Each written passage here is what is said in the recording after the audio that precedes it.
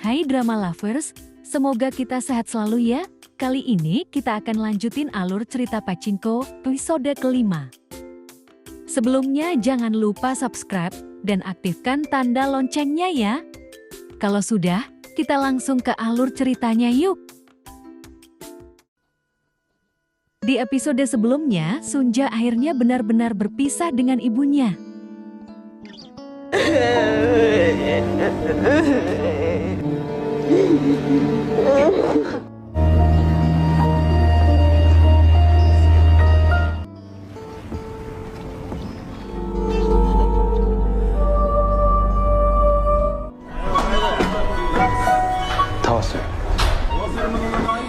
Singkat cerita, akhirnya Sunja sampai di Jepang.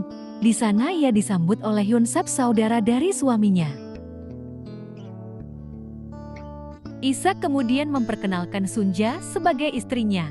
Sebenarnya Sunja agak sungkan, namun Hyunsep berkata, sekarang mereka sudah menjadi keluarga dan Sunja tidak perlu lagi merasa sungkan.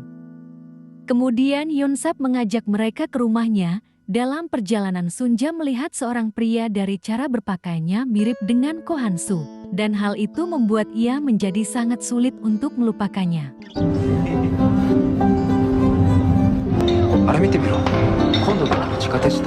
Mereka akhirnya tiba di daerah tempat tinggalnya Hyunsep, di daerah yang sangat kumuh, karena di sanalah tempat orang-orang Korea tinggal. Mereka tidak mempunyai pekerjaan tetap, akibatnya banyak dari mereka memilih menjadi seorang kriminal. Hyunsep kemudian meminta Isak untuk berhati-hati karena mungkin saja mata-mata masih berkeliaran.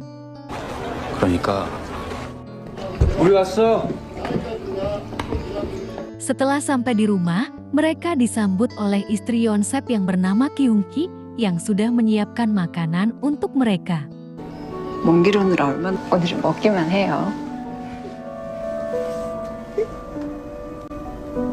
Sementara itu, Sunja di masa tua yang sudah kembali ke Korea kemudian berjalan-jalan di tengah pasar sambil mengenang masa lalunya dulu.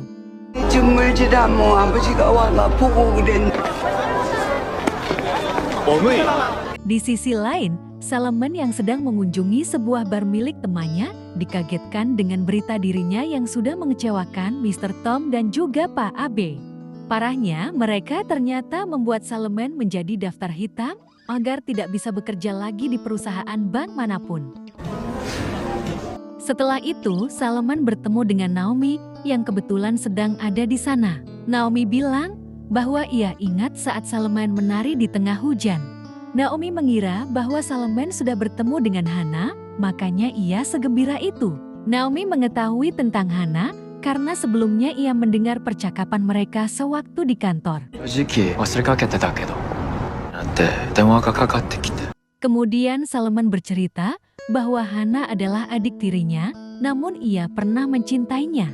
Ketika ia pergi ke Amerika, justru Hana pergi dari rumah. Kemudian Naomi menyinggung masalah si nenek pemilik tanah yang sepertinya sudah mempermalukan Salomon sejak awal. Mendengar hal itu, Salomon merasa tersinggung hingga membuat mereka berdebat dan membuat Naomi memutuskan untuk pergi dari sana. Malam itu Hyunsep sedikit khawatir karena Isak sudah menikahi Sunja yang sedang mengandung anak dari orang lain. Ia hanya takut kalau Sunja penyebab Isak agar mau menikahinya. Kyung-hee kemudian menyuruhnya dia diam karena takut omongan tadi didengar oleh mereka. Namun ternyata mereka dari tadi sudah mendengar obrolan tersebut. Di sini Isak mencoba meyakinkan Sunja kalau suatu hari nanti mereka pasti akan menerima kehadirannya. Isak merasa takut Sunja kan membenci dirinya karena ia telah membawanya ke sini. Isak yakin jika bayi itu lahir, ia akan menjadi penyelamat orang tuanya di masa depan.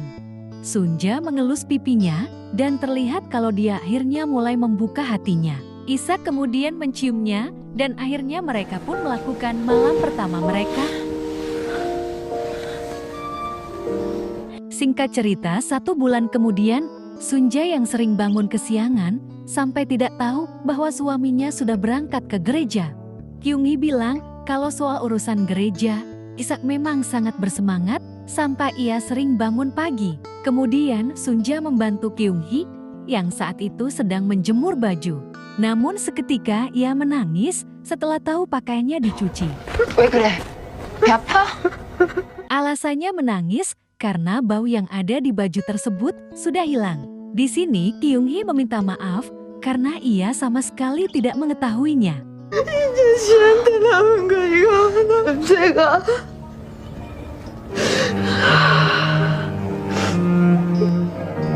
Sementara itu Nenek Salman menaburi abu jenazah Kyung-hee di laut, tepatnya di Busan. Setelah itu Nenek Salman pergi ke pemakaman ayahnya, namun sesampainya di sana, ia dibuat bingung karena tempat tersebut sudah menjadi tempat parkiran. Anaknya beranggapan, mungkin saja makamnya sudah dipindahkan. Mereka kemudian bertanya pada pengurus di sana, ia bilang bahwa makam itu sudah dipindahkan oleh Shin Buki. 혹시 아시는 분입니까? 신복희님? Mendengar nama itu, ia ingat Shin Buki adalah seorang gadis yang dulu membantu ibunya di rumah. Tak lama, Nenek Salman akhirnya bertemu Shin Buki. 선재가 Di sana mereka bercerita dan mengingat lagi masa lalu mereka. 여보 아버님 야 두고 간 Pada akhirnya Nenek Salman bisa kembali melihat kuburan ayahnya.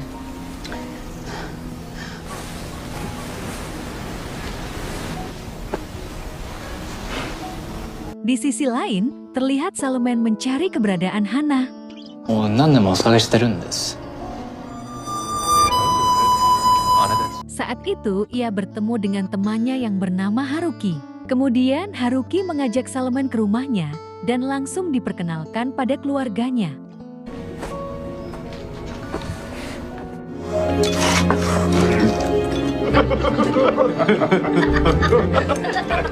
Saat akan pergi, Salman berniat memberikan uang, justru ditolak oleh Haruki. Di sini, Haruki yang mengasihani Salman karena berambisi untuk memenuhi keinginan orang tuanya. Itulah alasan mengapa Salman merasa terbebani, padahal dirinya sendiri tidak ingin semua itu. 家族の夢や期待をせ。そんなんしんどすぎるやろ。生きれるとええな。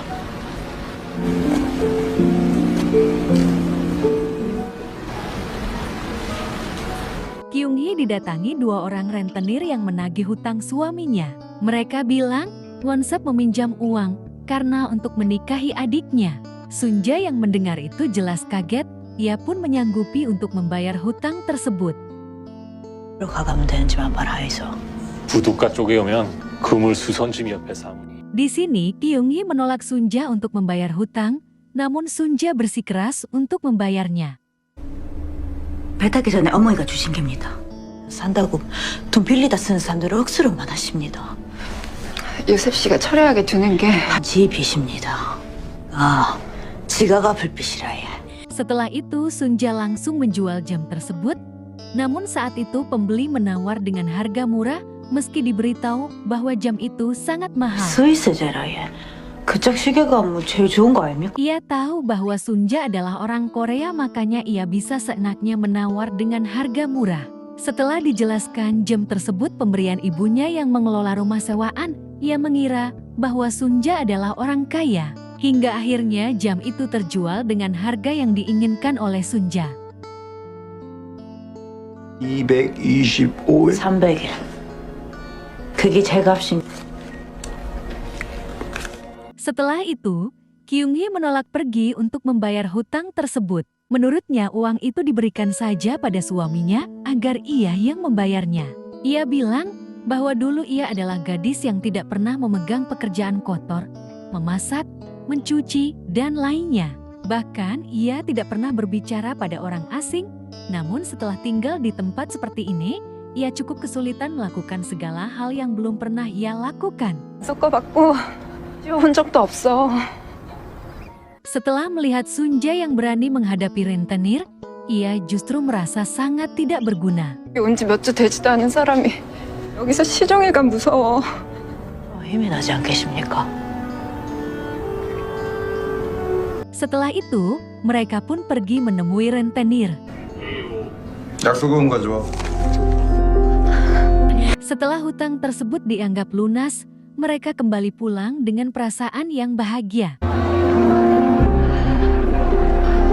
Sementara itu di tempat pelelangan, Ko Han-soo ternyata mengetahui bahwa pemberian jamnya itu dijual oleh Sunja. Menurutnya, Sunja telah menikahi pria lemah dan ia pun membeli kembali jam tersebut dengan harga yang lebih tinggi.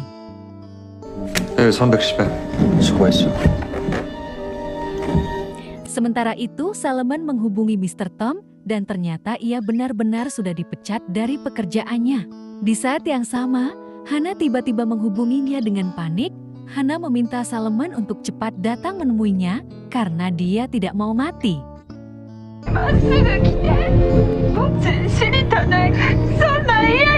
하나. Itulah sedikit alur cerita Pachinko episode kelima. Kita lanjut di video selanjutnya ya. Annyeonghaseyo.